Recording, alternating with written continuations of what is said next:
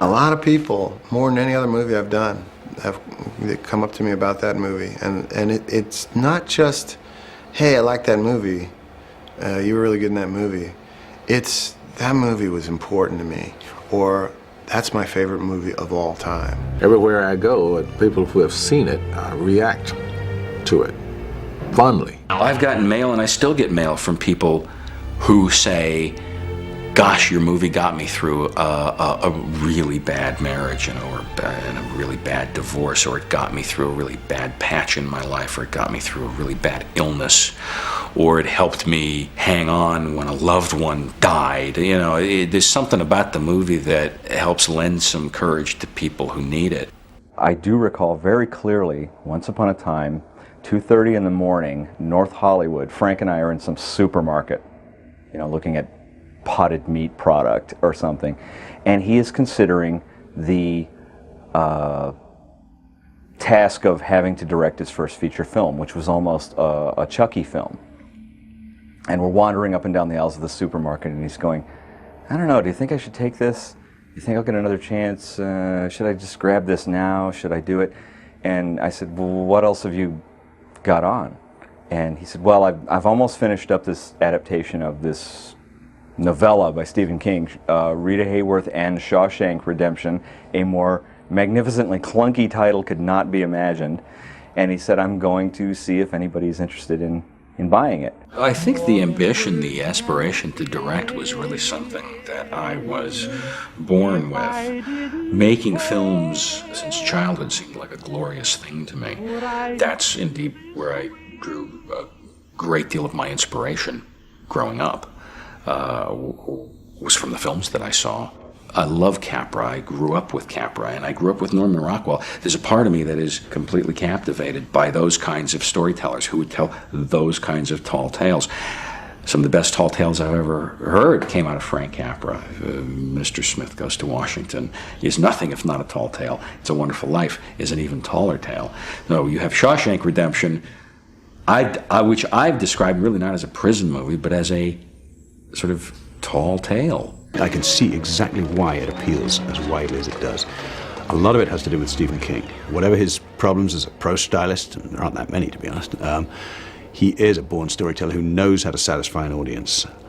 For some reason, that has not always worked with his movies. There are some terrible movies out there. There are some great ones like Pet Sematary and The Shining.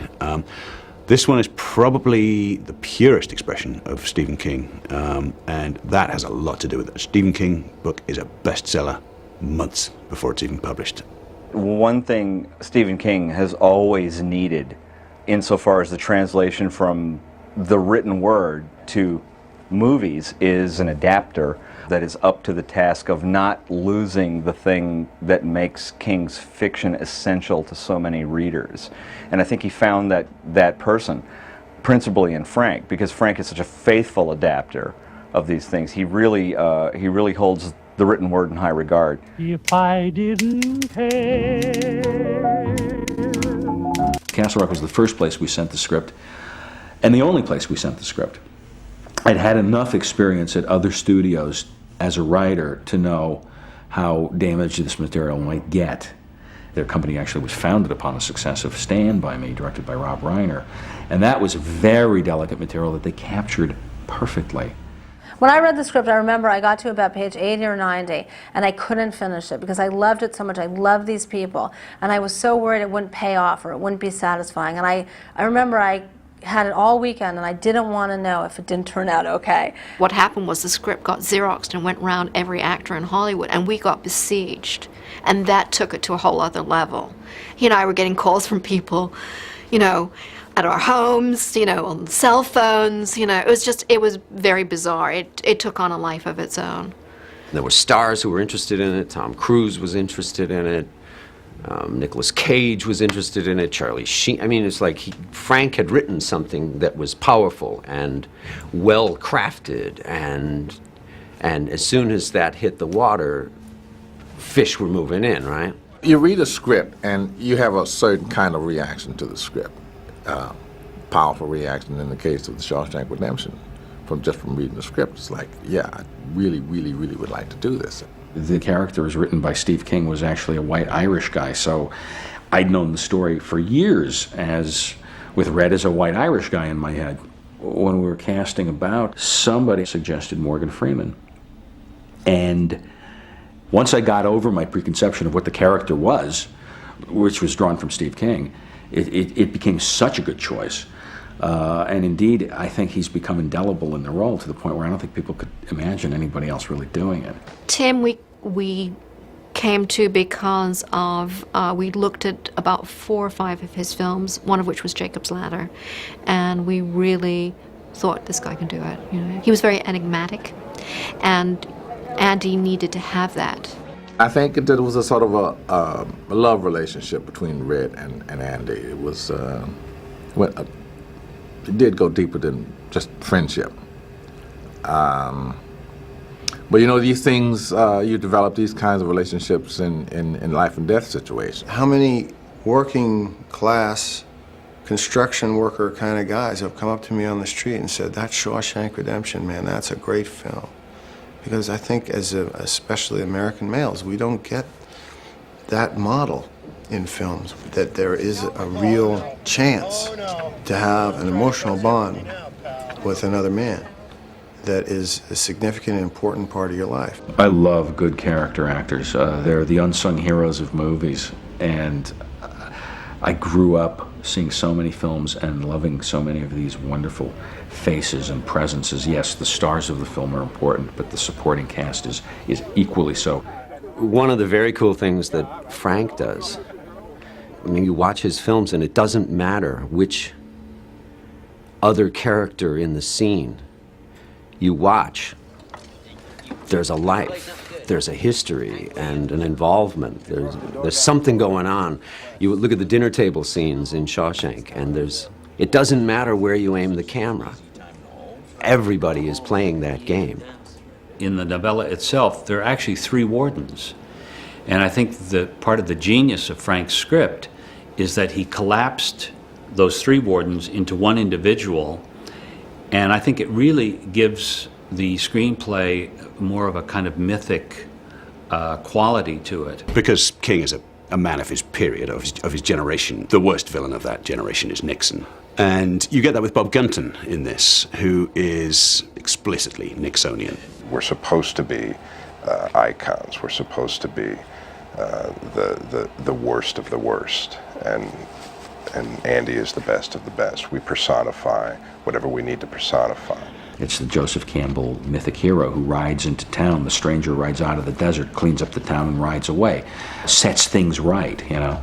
Well, that's what Andy does in Stephen King's story. Not just changes the environment, but also fundamentally changes his friend, Red, by their friendship. It would make me sound smarter if I said that we, analyzed it and we were afraid, because we should have probably, but I think that the emotion we all felt for the script kind of overwhelmed it.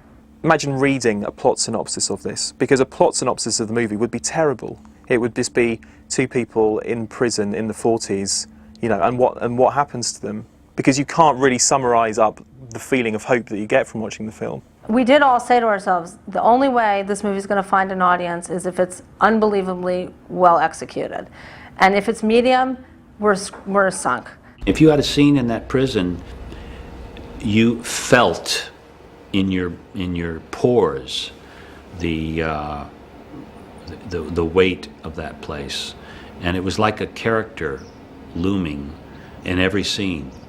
We had this kind of tour so you could see it fully, even the condemned parts of the prison we went into and looked at these really tiny little cages that they kept those men in. And I always have a visceral reaction to being inside a real prison. When I hear the door close behind me, I have this twinge of realization that they could decide not to open it again, I remember walking into this cell block with my son, who was about 3 or 4 at the time, and he said, "Daddy, I don't want to be here." I said, "Why not?" He says, "This is a really sad place." And he could feel just this incredible weight of many years of pain and suffering that had gone on in this place, and it was palpable. You could really sense it. It had a theatrical quality, which I loved, because, to accent anything, you've got to go with the top a little bit, and the Gothic quality was what attracted me.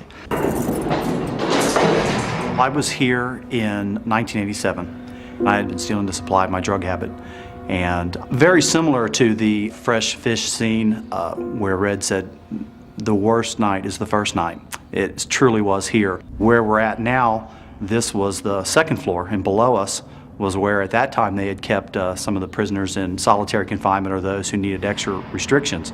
And they would try to figure out who you were by your cell number or if they could find your name. Chaos is a good way to describe it.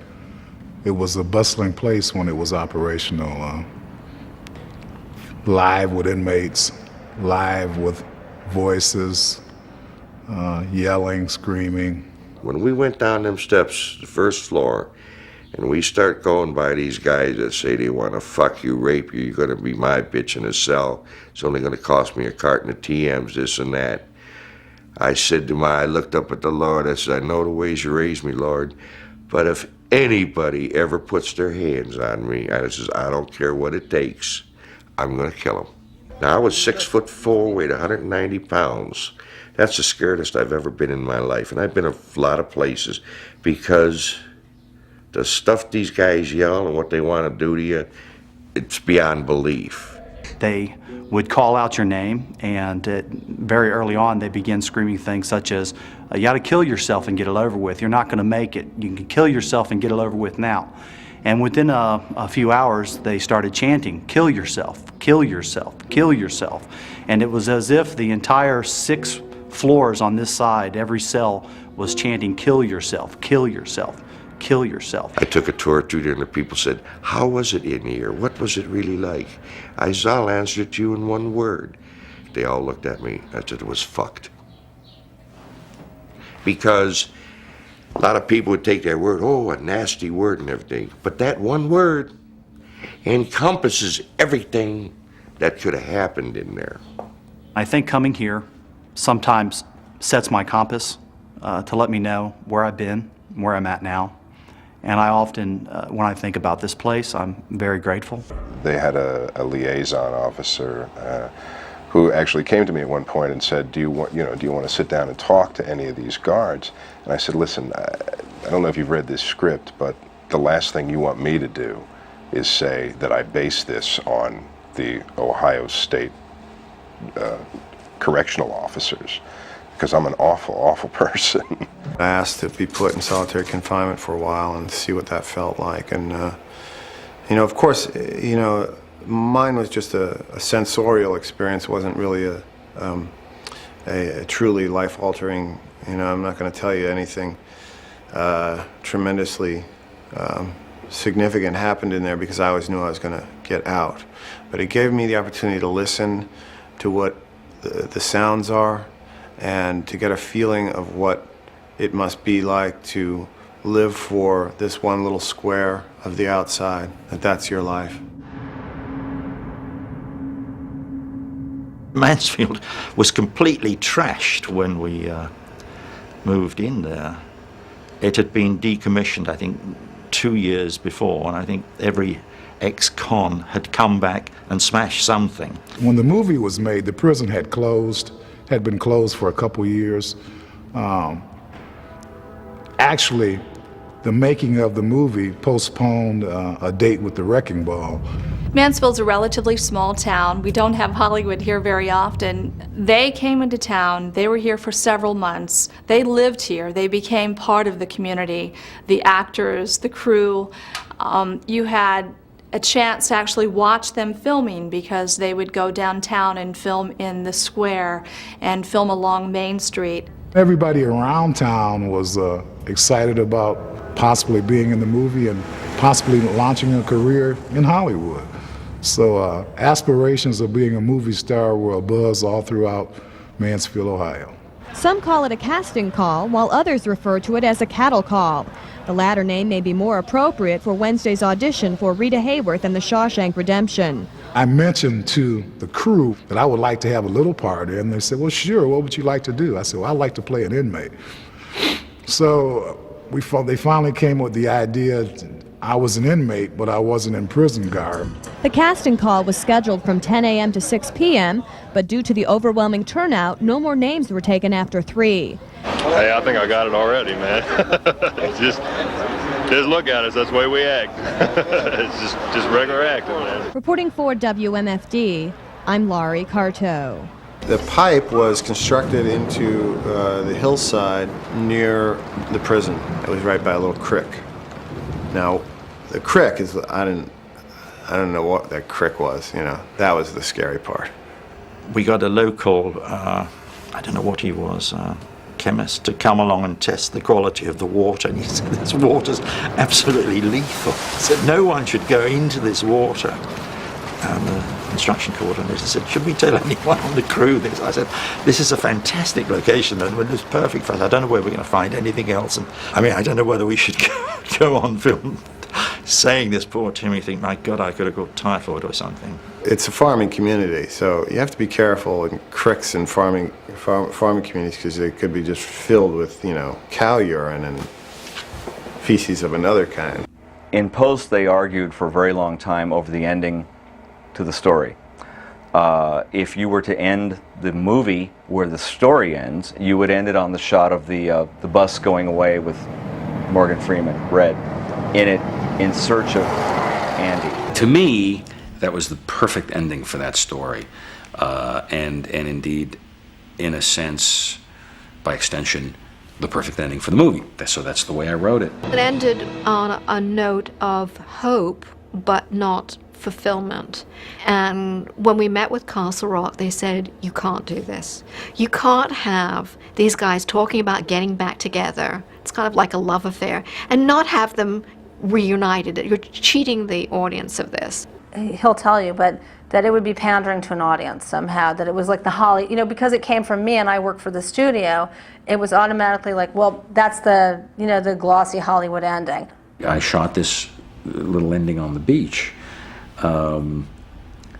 where you actually do see them get together, and I thought, you know, after 2 hours and 20 minutes of hell that these guys have crawled through, this huge sort of emotional experience we've taken the audience on, we may owe them the catharsis of seeing these men rejoined. He was suspicious about us. You know, we were the suits.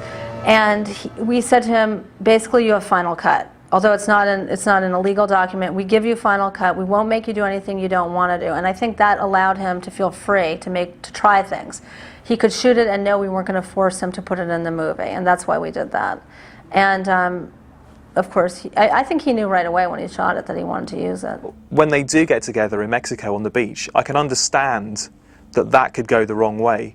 You could see them hugging, you could see them crying, you could see them talking together, you could see a terrible shot of them on their fishing boat, you know, reeling in fish or taking tourists around the bay or something. That would have been horrible. Actually, I think it's still kept very downbeat.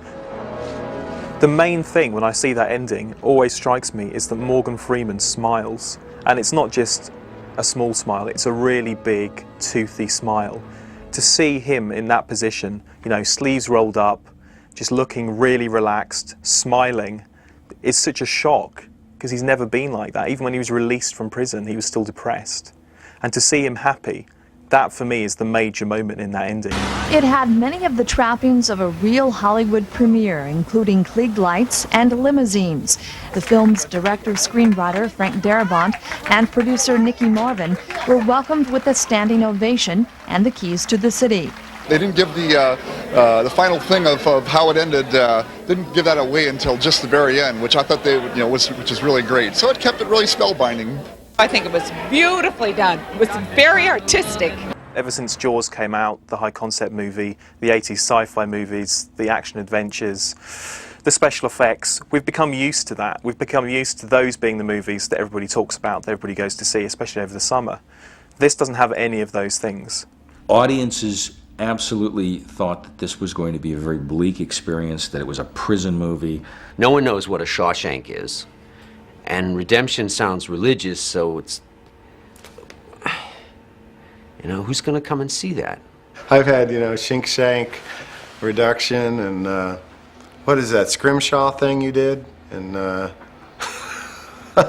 and then you hear it's a prison movie. It's like, oh, yeah, great, great. So, 8 security guards are going to go see this film. We thought we were robbed, and we thought, why, this should get all this attention, and it was sort of slipping by. The Golden Globes came, and it didn't get the 25 nominations we thought it deserved, and we couldn't believe it. And that's why when the Oscars were announced that year, it was just a great, victory for Frank and for the movie. When you're up there with these other films as Best Picture, and we got nominated for 7 Academy Awards, didn't win a single one, but the 7 nominations kind of sent the message to people. And people were running to the video store and renting it. And every time I checked, the video stores were saying, we're out of copies. People are renting them like crazy. So that's what saved us. When someone sees that movie, they feel like they have to make someone else go see it. And they feel compelled to, sell it to their friends. And that's how it's really taken on its own life. Our audience is 15 to 24. It's a young audience. You don't think that they're going to like this film because it's not aimed at them. It's not sold as a teenager movie. But it's incredibly popular. The film amazingly did 320,000 units on video rental in the US, which is kind of out of whack with the box office result. We were the most rented videotape of 1995. I mean, more than any other film. Each month we get constant reorders, which means that it's going to go on for a long time as people discover this picture. The Internet Movie Database has provided me with some sort of legitimacy, I guess, because the people who log on to this get to vote for their all-time favorite movies, and there have been times, I don't know, out of a list of 250 movies when we've been in the top spot of people's all-time favorite films. It blows my mind.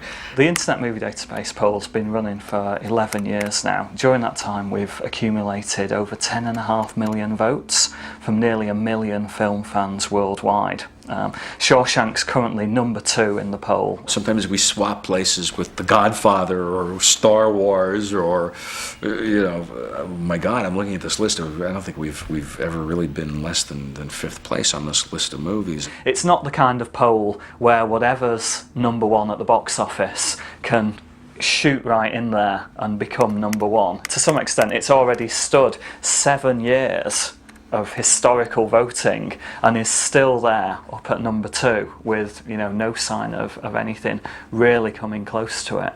You see movies that were unsuccessful in their initial releases that have become some of the top movies of all time. 2 of them in particular, Citizen Kane, It's a Wonderful Life, were both bombs when they came out. And for some reason they became, over the years, more and more renowned.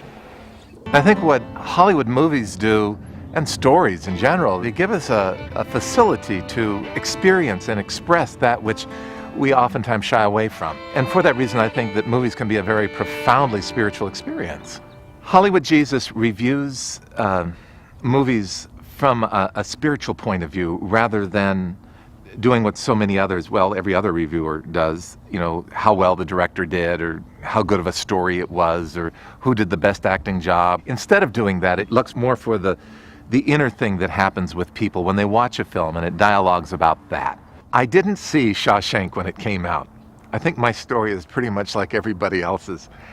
Someone told me about it, and I thought, wow, what an interesting title, Shawshank Redemption. Sounds actually like something I might be interested in. I went down and I rented it, and I could not believe what I was watching. I think the main thing that it does show is that our generation today, particularly younger people who are listening to modern music and watching modern films, have this desire that there is something more than what they're in right now. They have, I guess you'd call it the postmodern idea that the things around us and the material things that we gain are not the only thing there is in life, and that there has to be hope. There has to be something better than what we're in right now, or else life is not worth living.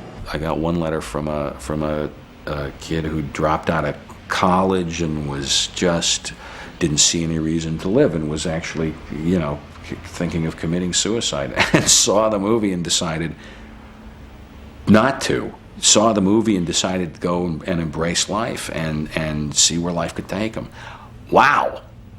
That's stunning. I've met people who've seen that thing 30 times, but they were going through profound changes in their life.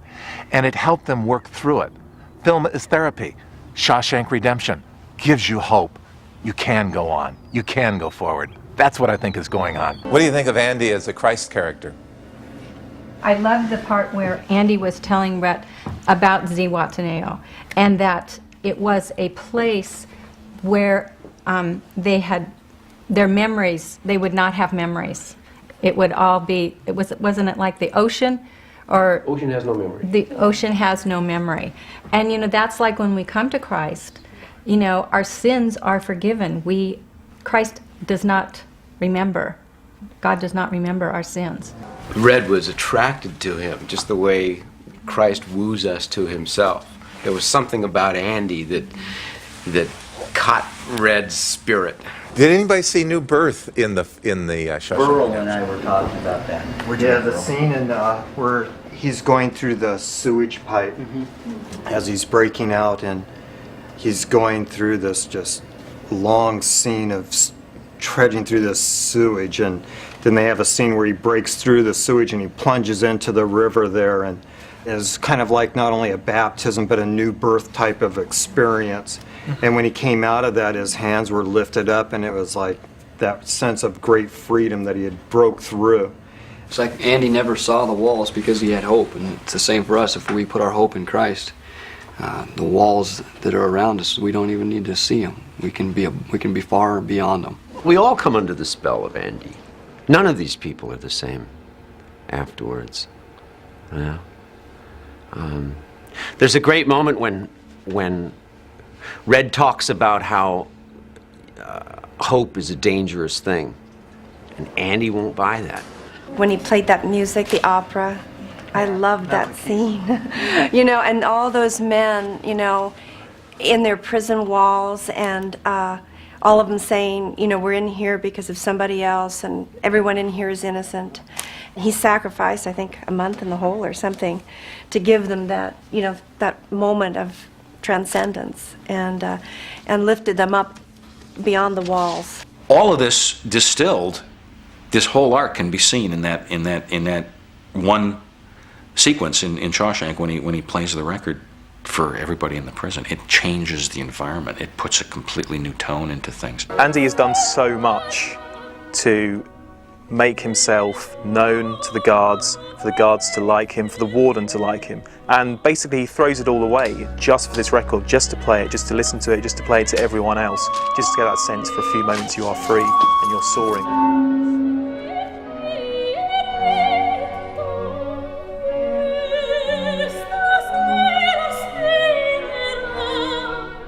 It's poetry, and it's stayed poetry through all of the travails that these stories have to go through, from the time it's the novella to the time it's on screen. That's one of the high points. That one and Driving Miss Daisy, of course. But Shawshank Redemption always gets the top spot.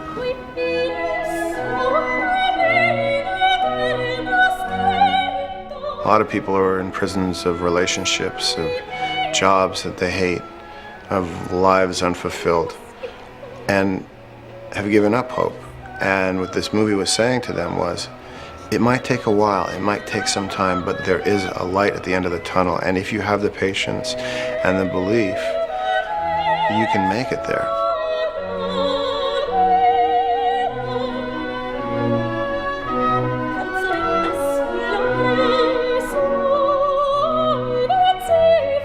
You can transpose that story into, you know, the kid that's having trouble in school, or a marriage that's on the rocks, or, you know, relationships, or careers. It allows people to see that they can get out of the prisons they've created for themselves.